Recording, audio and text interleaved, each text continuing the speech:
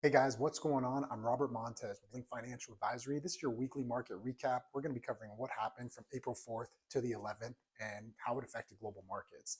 So let's start with what hurt the market. It's the word we've been talking about over and over week after week, and that's tariffs.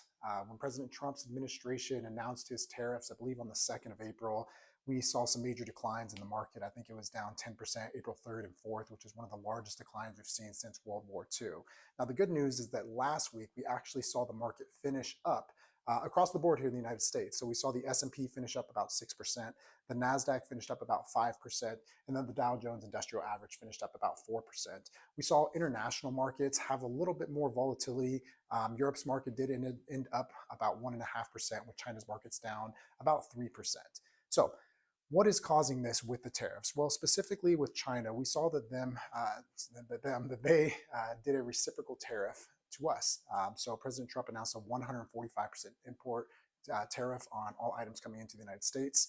China retaliated with a 125% tariff on all U.S. imports going into China. So that's a pretty big deal. Now, China does send a lot more stuff to us than we do to them. So it is most likely that this is going to definitely affect them more than us, but it's a big deal either way. We also saw that President Trump's administration put a 90-day pause on all other tariffs. So excluding China, that was a really big deal. And they also announced that there's going to be some exceptions and things such as computers, smartphones, things that are incorporating chips, things like that.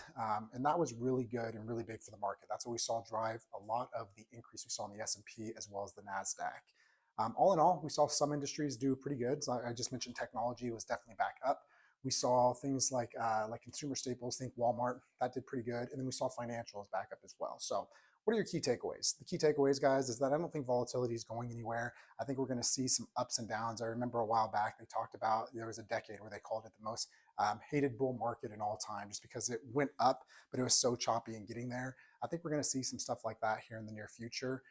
This is a great time to make sure you're staying diversified, that you're working with a manager who has an actively managed strategy that can take advantage of what's going on in the market and adjust it accordingly based on what your strategy is. As always, make sure you're talking with an advisor before you make any decisions. If you do have questions, feel free to reach out to our team. We're happy to be a resource. We'll catch you next week. And yeah, keep an eye out for the things that we post on social media as well. Appreciate you guys. Hope you're having a great day.